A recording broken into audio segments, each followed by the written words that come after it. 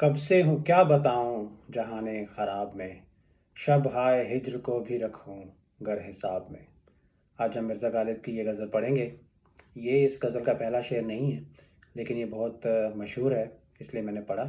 बहुत सारे आर्टिस्ट्स ने इस गज़ल के कुछ शेर जो हैं वो गाए हैं।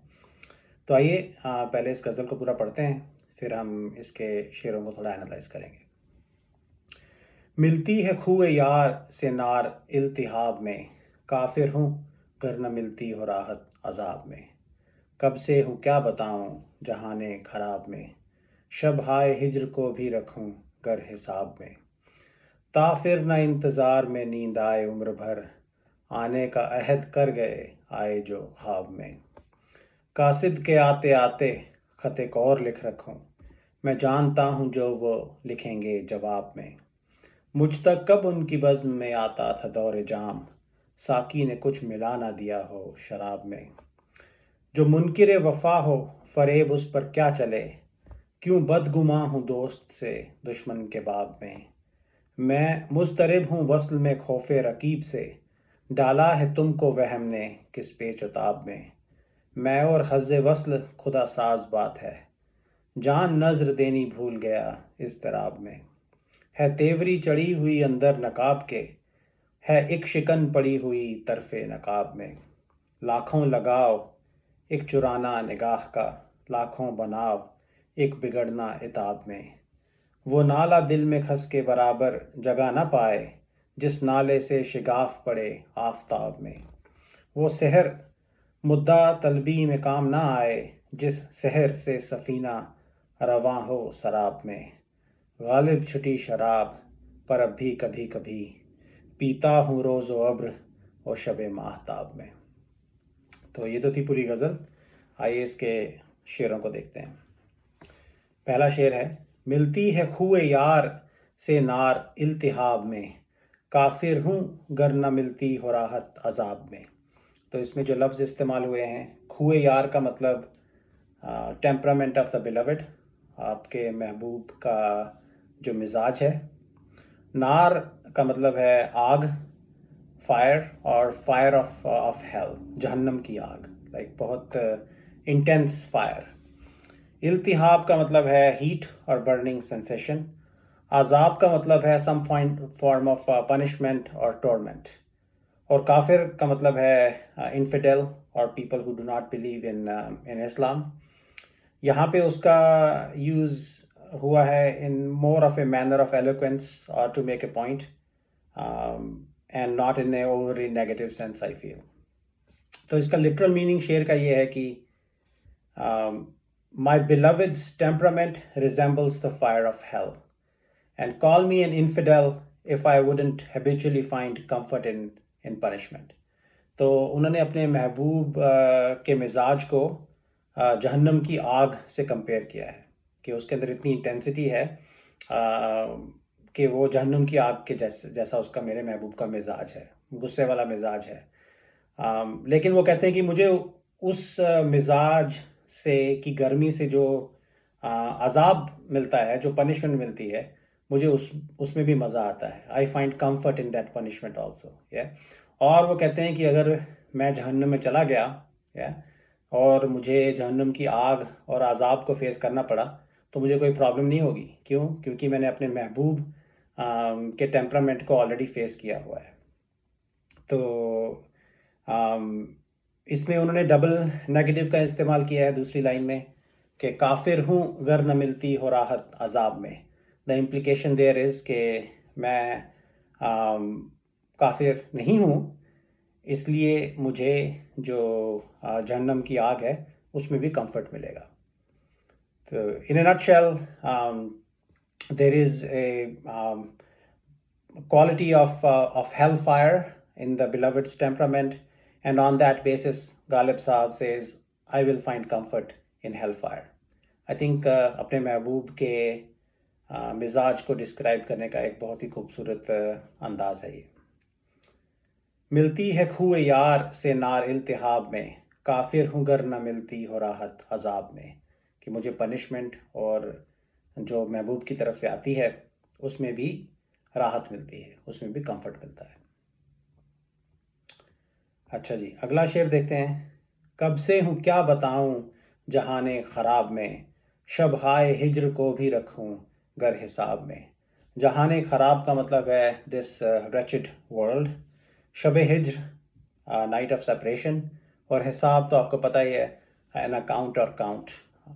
तो वो कहते हैं कि अगर आप मिर्ज़ा गालिब साहब से पूछें कि आपकी उम्र कितनी है, तो उन्होंने इस टोन में जवाब दिया है कि what can I tell you, मैं क्या बताऊं आपको, या which is a eloquent way of replying to that question. हम लोग उसको रोज़मर्रा की ज़ुबान में भी यूज़ करते हैं कि अगर आप मुसीबत में हो तो कोई पूछे, हाँ कैसे हाल चाल हैं आपके, तो आप जवाब दे सकते हैं, अब क्या बताएं आपको। तो उसी टोन में गालिब साहब ने ये शेर लिखा है कि वो कहते हैं कि कब से हूँ क्या बताऊँ जहान ख़राब में, how long have I been in this wretched world? What can I tell you? Yeah. Especially if I take into account all the nights of separation that I have had to spend.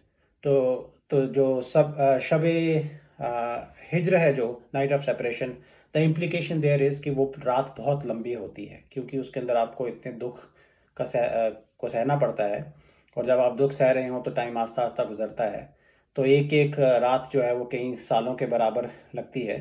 तो अगर आप उन सारी हिजर की रातों को count कीजिए, तो गालिब साहब की उम्र तो हज़ारों साल की हो जाएगी। तो वो कहते हैं मैं आपको अपनी उम्र, कितनी उम्र है मेरी, मैंने कितना टाइम इस जहान में गुजारा है, मैं आपको कैसे बताऊं, बता नहीं सकता, क्योंकि ज़िंदगी जो है वो बहुत ही मुश्किल निकली है महबूब से जुदाई में। कब से हूँ क्या बताऊँ जहाने ख़राब में, शब हाय हिज्र को भी रखूँ गर हिसाब में। Yeah, I have, if I count the nights of separation, then I have lived for so many years that I can't even count all of those. अगला शेर बहुत ही खूबसूरत है। वो कहते हैं कि ताफिर ना इंतज़ार में नींद आए उम्र भर, आने का अहद कर गए आए जो ख्वाब में। तो इसमें मुश्किल लफ्ज़ तो कोई नहीं है। अहद का मतलब होता है प्रॉमिस। तो सिचुएशन ये है, वो अपने महबूब की शरारत को या उसके जुल्म सहने के अंदाज़ को भी डिस्क्राइब कर रहे हैं यहाँ पे। सिचुएशन ये है कि गालिब साहब सोए हुए थे, महबूब उनके ख्वाब में या सपने में आया और उनसे सपने में ये प्रॉमिस कर गया कि मैं तुझसे मिलने के लिए आऊँगा। तो इस एक्साइटमेंट में वो उठ बैठे, लेकिन महबूब आया नहीं। या तो आ, इस इंतज़ार में अब फिर वो बैठे रहे सारी उम्र महबूब का इंतज़ार करने में। तो this is a description of the mischievousness of the beloved, कि वो ख्वाब में आया, आने का अहद कर गया, लेकिन फिर नहीं आया, और गालिब साहब सारी उम्र नींद नहीं आई उनको, उठ के बैठे रहे, महबूब का इंतज़ार करते रहे। सो महबूब found another trick to torment Mirza Ghalib. और अनदर पर्सपेक्टिव इज़ कि आप थक जाते हैं या तो आप उदास होते हैं, तो आप सो जाएं, तो आपको थोड़ा रिलीफ मिलता है। तो सोने से उनको रिलीफ मिलता था। इस केस में महबूब वो उस रिलीफ से भी उनको डिप्राइव कर दिया सारी उम्र, सिर्फ इतना प्रॉमिस करके कि मैं तुझसे मिलने के लिए आऊँगा। तो उनकी नींद उड़ गई है और बस सब वो बैठे हैं, ना वो महबूब आता है और ना ही नींद आती है। तो ताफिर ना इंतज़ार में नींद आए उम्र भर, आने का अहद कर गए आए जो ख्वाब में। पहली लाइन की जो इम्प्लीकेशन है कि महबूब ने डिलिबरेटली ये किया है। या महबूब शेर व शायरी में जो महबूब होता है वो अक्सर अपने जो आशिक होते हैं उनके वो जुल्म ढाता रहता है। So in this case the beloved figure out another trick to torment Mirza Ghalib, और अब वो सारी उम्र जागते रहेंगे, उनको नींद नहीं आएगी। अगला शेर है कि कासिद के आते आते ख़त कौर लिख रखूँ, मैं जानता हूँ जो वो लिखेंगे जवाब में। कोई इसमें मुश्किल लफ्ज़ नहीं है। कासिद का मतलब होता है messenger, in modern terms A postman, जो आपके ख़त या मैसेजेस लेके जाता है। तो वो कहते हैं कि, और उन्होंने ख़त लिख के कासिद के हाथ अपने महबूब को भिजवाया है, और अब वो कह रहे हैं कि कासिद के आते आते ख़त एक और लिख रखूँ, कि जब तक वो वापस आएगा कासिद महबूब से जवाब लेकर, मैं ख़त एक और लिख के रखता हूँ अपने महबूब के लिए। क्यों? मैं जानता हूँ जो वो लिखेंगे जवाब में। अब महबूब की तरफ से जो जो जवाब आएगा वो मुझे ऑलरेडी पता है। द इम्प्लीकेशन हेयर इज़ कि महबूब जो है अगेन जुल्म ढा रहा है, तो वो कोई अच्छा प्यार भरा जवाब नहीं लिखेगा, वो कोई उल्टा सीधा जवाब ही लिखेगा, जिससे कि गालिब साहब को और तकलीफ़ का सामना करना पड़ेगा। लेकिन उनको पता है, वो ऑलरेडी जानते हैं कि महबूब इसी तरह के जवाब लिखता है, जुल्म ही ढाता है हमारे ऊपर। तो इसका क्या फ़ायदा है कि कासिद जो है वो वापस उनका जवाब लेके आए महबूब का, मैं पढूँ फिर उसको रिस्पॉन्ड करूँ। मुझे ऑलरेडी पता है कि उसने उल्टा सीधा ही लिखना है मुझे, तो फिर मैं एक और ख़त लिख के ऑलरेडी रख लेता हूँ। जवाब का मुझे पता है जवाब में क्या लिखना है। 2-3 चीज़ें हैं, ऐसा भी हो सकता है कि जवाब आए ना, राइट? और then again Mirza Ghalib is not able to resist writing to the Mehboob over and over again, right? तो जवाब अच्छा आए बुरा आए, जवाब ना आए, वो कलम लेके बैठे हुए हैं महबूब को बार बार खत लिखने के लिए। तो ये उनकी सिचुएशन ये इस शेर में डिस्क्राइब की गई है। कासिद के आते आते खत एक और लिख रखूँ, मैं जानता हूँ जो वो लिखेंगे जवाब में। I already know what she's gonna write back to me, so there is no need to wait. I can just start writing the reply right now. अगला शेर भी बहुत खूबसूरत है और बहुत मशहूर भी है। मुझ तक कब उनकी बज़्म में आता था दौर जाम, साकी ने कुछ मिला ना दिया हो शराब में। इसमें जो वर्ड्स यूज़ किए हैं, बज़्म का मतलब है गैदरिंग और महफ़िल। दौर जाम is like going around of the cup of wine. तो वो जब आप महफिल में बैठे हैं तो एक एक करके कप में आपको शराब जो है वो दी जा रही है। और साकी इज़ द कप बेयर जो शराब आपको पिलाता है। तो गालिब साहब कह रहे हैं कि इस महफिल में मुझ तक ये दौरे जाम कब आता था, राइट? इम्प्लीकेशन भी कि नहीं आता था, लाइक मुझे इस महफिल में सर्व नहीं की जाती थी वाइन, लाइक मुझे रिस्पेक्ट नहीं मिलती थी, मुझे एक्नॉलेज नहीं किया जाता था, और आज मुझे एक्नॉलेज किया जा रहा है। सो ही इज़ सस्पिशियस कि ये हुआ क्या, साकी ने कुछ मिला ना दिया हो शराब में, कि कहीं साकी ने इस शराब में कुछ मिला तो नहीं दिया, जहर तो नहीं मिला दिया, इसको मैं पी के मर तो नहीं जाऊंगा। So he has experienced a bit of good fortune in this महफिल, and he has started to to doubt the situation कि ये ऐसा हुआ क्या, राइट? तो he can not believe his good fortune, and he has this suspicion कि इस शराब जो आज मुझे कभी सर्व की नहीं जाती थी, आज मुझे सर्व की जा रही है, मुझे एक्नॉलेज किया जा रहा है, तो कहीं कुछ गड़बड़ तो नहीं है इसके अंदर। तो अब एक दो क्वेश्चंस जो ये शेर से उभरते हैं वो कि अब ये महफिल किसकी है, या? तो ये महबूब की महफिल भी हो सकती है, सब लोग चाहने वाले उस महफिल में जाते हैं, लेकिन गालिब साहब भी जाते हैं, लेकिन उनको कभी महबूब एक्नॉलेज नहीं करता। रकीब की भी महफिल हो सकती है, तो रकीब वो है जो जो गालिब साहब के अलावा और दूसरे लोग जो हैं जो महबूब से प्यार करते हैं या गालिब साहब के दुश्मन हैं इन दिस केस, और राइवल्स हैं, तो उनकी महफिल में गालिब साहब जाते हैं। तब उस रकीब ने ऐसा हो सकता है कि he has conspired to get rid of Ghalib साहब, तो रकीब की भी महफिल हो सकती है। और अगर आप इसको इन जनरल लाइफ सिचुएशन से एसोशिएट करने की कोशिश करें, तो if you have had an unexpected stroke of good luck, then you start to wonder also sometimes, right, कि what's happening, you almost don't believe your luck। तो उस situation में भी शेर जो है एप्लीकेबल है। मुझ तक कब उनकी बज़्म में आता था दौर जाम, साकी ने कुछ मिला ना दिया हो शराब में। अगला शेर देखते हैं। जो मुनकिर वफा हो फरेब उस पर क्या चले, क्यों बदगुमा हूँ दोस्त से दुश्मन के बाब में। मुनकिर वफा का मतलब है समवन हु डिनाइज लॉयल्टी और फेथफुलनेस, जिसको फेथफुलनेस के ऊपर विश्वास ही नहीं है, जो उस कॉन्सेप्ट पे विश्वास ही नहीं करता कि देयर शुड बी फेथफुलनेस। और फरेब का मतलब है सम काइंड ऑफ ट्रिक और ट्रिकरी। और बाब का मतलब होता है गेट और entrance in most cases, but in this case I think it's been used in the way like with regard to or with respect to something।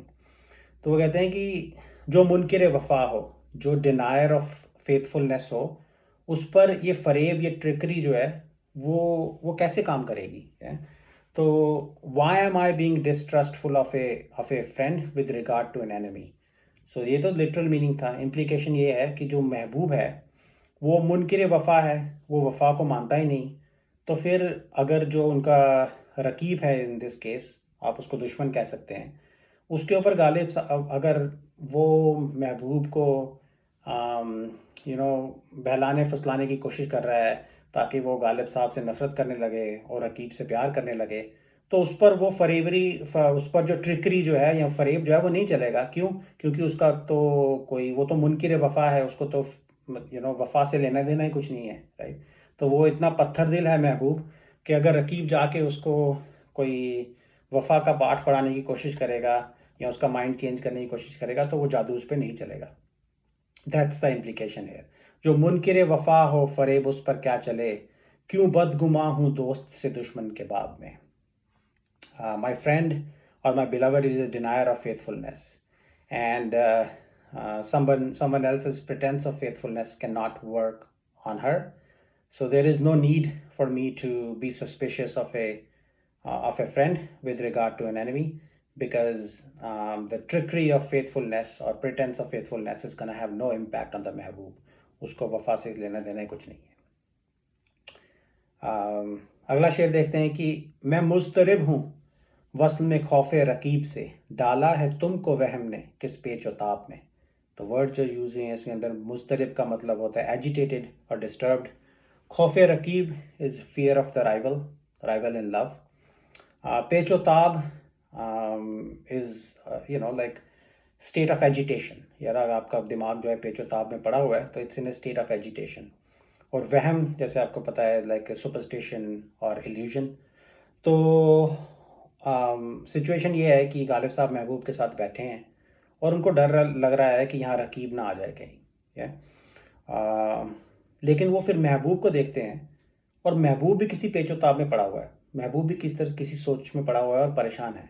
तो वो महबूब से ये क्वेश्चन करते हैं कि मैं मुस्तरिब हूँ वस्ल में खौफे रकीब से. मैं तो इस हमारी स्टेट ऑफ यूनियन में रकीब के आने के डर से एजिटेटेड हूँ.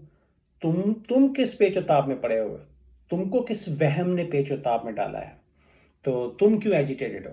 तो इसमें एक इम्प्लीकेशन ये हो सकती है कि जो महबूब है वो भी गालिब साहब को इनफिडेलिटी का वहम है उसके दिमाग में. सोच रहा है कि गालिब साहब किसी और खूबसूरत महबूब से मिल के आए हैं और वो गालिब साहब से शक कर रहा है, महबूबा जो है इन दिस केस. तो उस वहम और उस इल्यूजन की वजह से उसका भी दिमाग जो है वो पेचोताब में है, स्टेट ऑफ एजिटेशन में है.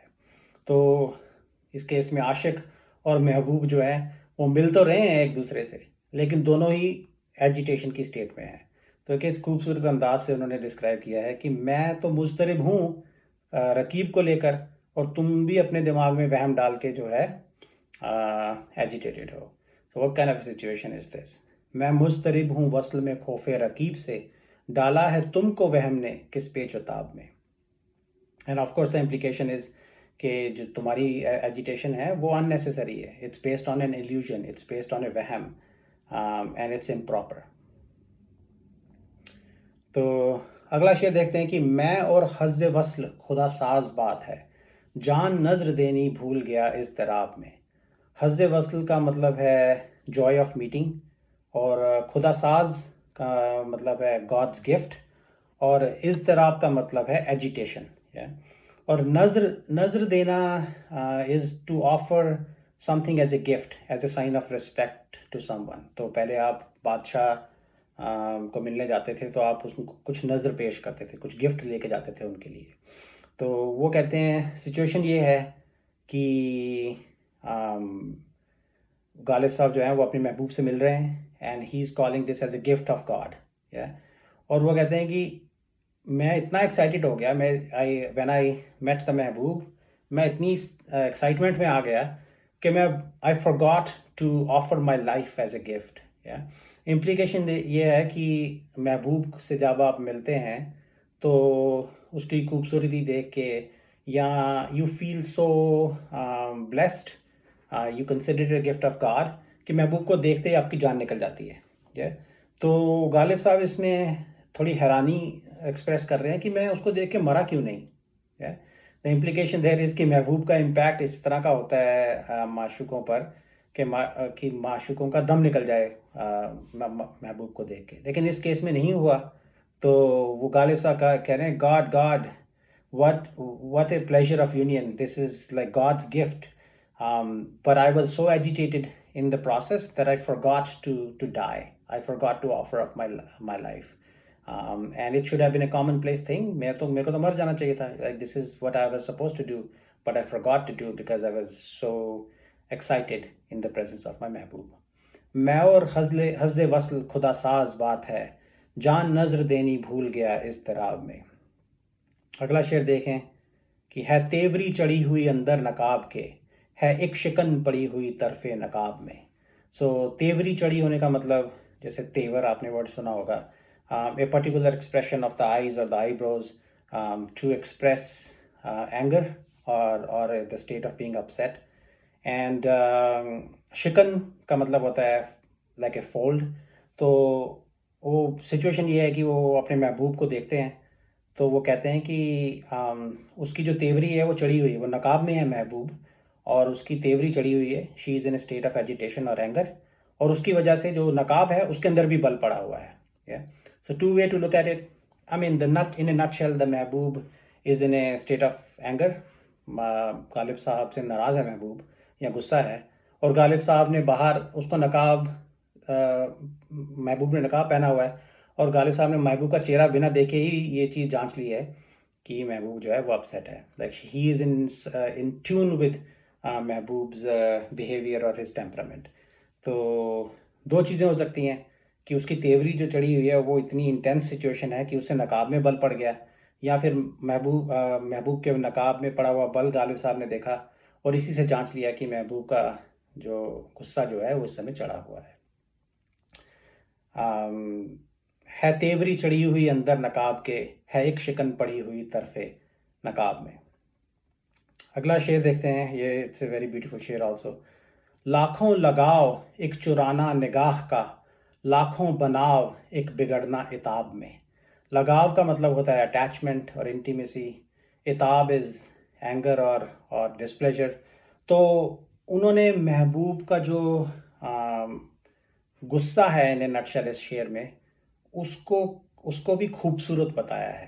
ये तो कहते हैं कि लाखों का मतलब एक लाख, जैसे the way you count things in India, 100,000 is a lakh. तो कहते हैं hundreds of thousands of affections. He compares that to महबूब निगाह का चुराना, averting of the glance, right. तो एंड ही कंपेयर्स लाखों बनाव, right, hundreds of thousands of adornments. He compares that to a fit of anger from the महबूब.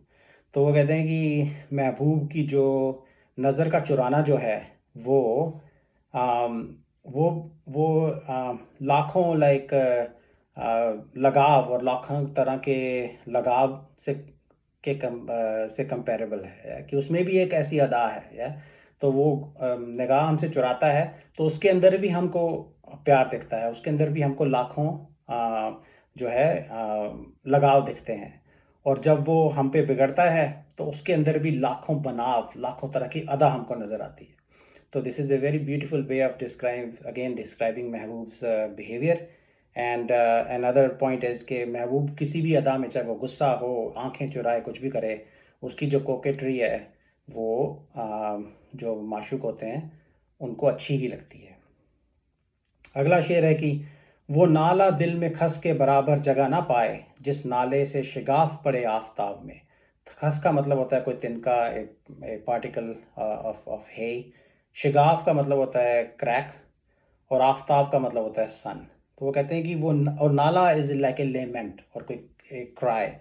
तो कहते हैं कि ऐसा इंटेंस नाला जिससे कि सूरज में भी क्रैक पड़ सकता है, वो मेरे महबूब के दिल में एक खस के तिनके के बराबर जगह भी नहीं पाता है.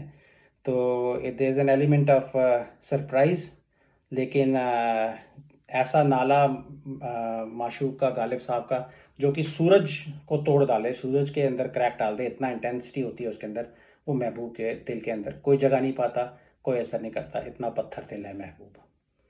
वो नाला दिल में खस के बराबर जगह ना पाए, जिस नाले से शिगाफ पड़े आफताब में.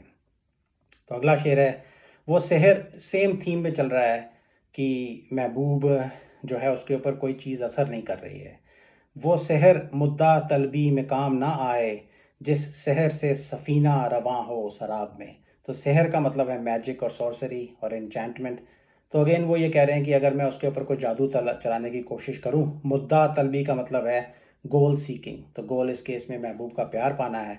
तो वो कहते हैं मैं लाखों ऐसे ऐसे मैजिक अगर आप यूज़ करो जिससे कि सफ़ीना from such a magic which can make a ship appear to be moving in a mirage. या सफ़ीना रवां हो शराब में का मतलब है a ship moving in a mirage, right. So it's like a very intense magic.